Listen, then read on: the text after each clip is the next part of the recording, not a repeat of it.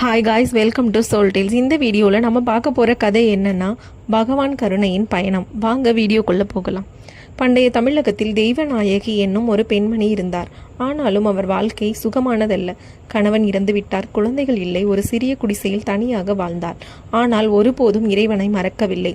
அந்த கிராமத்தில் உள்ளவர்கள் அவளை பிச்சைக்காரி அம்மாள் என்றுதான் அழைத்தார்கள். ஆனாலும் அவள் தினமும் ஒரு சிறிய பூஜை செய்தாள். அந்த குடிசையில் ஒரு சிவலிங்கம் வைத்து ஓம் நமச்சிவாயா என சத்தமாக ஜெபித்தாள். ஒரு நாள் ஒரு வறண்ட காலத்தில் அந்த கிராமம் கடும் சோதனைக்கு ஆளானது. பயங்கர நோய் தொற்று பரவியது. மருந்துகளும் வசதிகளும் எதுவும் இல்லை. மக்கள் துயரத்தில் இருந்தனர். ஆலயமும் மூடப்பட்டது. மக்கள் இறைவனை மறந்து விட்டார்கள். அப்போது தெய்வநாயகி தினமும் அந்த சிவலிங்கத்திற்கு வழிபாடு செய்ததை கண்ட ஒரு சிறுவன் பரத் ஆச்சரியப்பட்டான். அம்மா, எல்லோரும் இறைவனை விட்டு விட்டார்கள், நீ மட்டும் ஏன் இந்த நிலைமையிலும் பூஜை செய்கிறாய் என்றான்.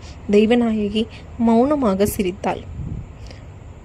இறைவனை நாம் தேடும் போதுதான் அவர் நம்மை தேட ஆரம்பிக்கிறார். இந்த நோயும் கடந்து போகும், ஆனாலும் நம் நம்பிக்கை நிலைத்திருக்க வேண்டும். அந்த இரவில் பரத் தூங்கிய போது ஒரு கனவில் இறைவன் அவனை வந்து பார்த்தார். சிவபெருமான் தோன்றினார். நீ அந்த அம்மாவின் மனதின் தூய்மையை பார்த்தாயா?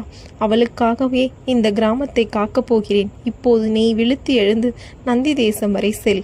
அங்கு ஒரு மருந்து கிழங்கு இருக்கும், அதை எடுத்து வா என்று இறைவன் சொன்னார். பரத் அதை போல் செய்தான். கிழங்கை கொண்டு வந்து கிராமத்தில் அனைத்து நோயாளிகளுக்கும் கொடுத்தான். சில நாட்களில் நோய் பரவாமல் குறைந்தது.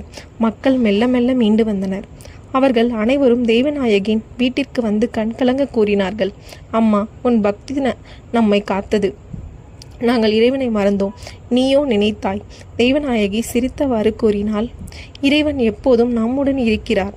நாம் அவரை நம்பினால் மட்டும் போதும். இந்த கதையின் கருத்து: நேர்மையும் இறைபக்தியும் ஒருவரின் வாழ்க்கையை மட்டுமல்ல, ஒரு சமுதாயத்தை காப்பாற்றும் சக்தி கொண்டது. இறைவன் எப்போதும் நம்மை பரிசோதிக்கிறார், ஆனால் விட்டுவிட மாட்டார். இந்த வீடியோ உங்களுக்கு பிடித்திருந்தால் லைக் பண்ணவும், ஷேர் பண்ணவும் அண்ட் சப்ஸ்கிரைப் பண்ணவும்.